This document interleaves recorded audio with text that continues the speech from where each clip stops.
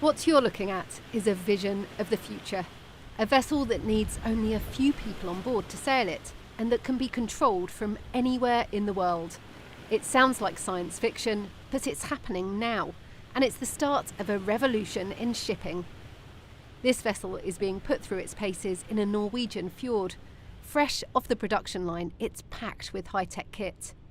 Well, here on the back deck you can see the cameras and some microphones which represent the eyes and the ears of the ship. The company behind this Ocean Infinity are building a fleet of 23 of these vessels. They'll carry out jobs like surveys for offshore wind farms or checking underwater infrastructure for the oil and gas industry. We fitted this vessel with extra sensors, extra servers, extra cabling, extra information systems. Our ultimate vision is for these vessels to have as small crew as possible. Our idea is really that everybody on the ship has some critical job to do with their hands, their eyes or their judgment that really can't be made remote. This ship is 78 metres long, and usually a vessel like this would have a crew of 40 or 50 people, but this is operating with just 16. Instead, some of the jobs are being carried out by a crew more than 700 miles away. They're in a remote control centre, and the plan is to move more and more of the operations there, which in this case is in Southampton. And this is that control room.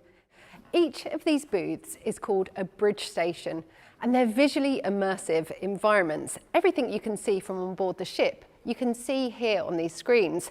And as more and more of the vessels come into operation, all of these will start filling up. The work is being shifted from the ship to this futuristic control room. Eventually, even the captain could be here, in charge of multiple ships in oceans around the world. For now, it's tasks like watchkeeping or launching underwater robots. It's exciting to know that there's an opportunity to me to work on shore and still be involved in exciting projects. You can do almost everything that you do on the vessel. Like, you can move around, you can steer it, you can have cameras, you can see the cameras here.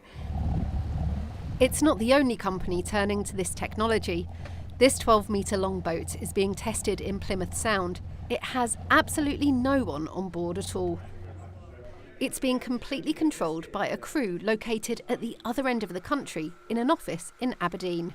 I mean, could you show us how you can control it from here? Like, for example, could you move it 90 degrees to the left, which is port? Port right? side. Yeah, port side. Using the thrusters, and we will turn it to port, and you see.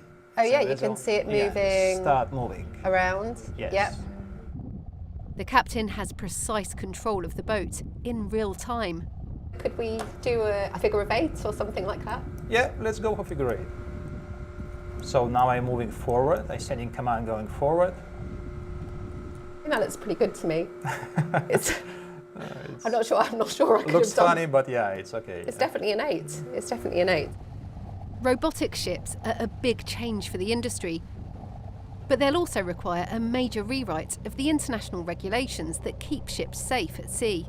There's little doubt that this is where shipping is heading. What we are specifically considering in this regard is the role of the master and officers on board. Would you now consider a remote control center operator being a master equivalent, and how this will all be regulated in the context of international law needs to be seen, and it needs further work.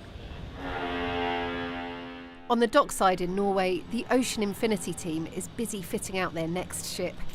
It will be a long time though before every ship is automated, but the industry is gearing up for change because the next wave of shipping has already arrived. Rebecca Morrell, BBC News.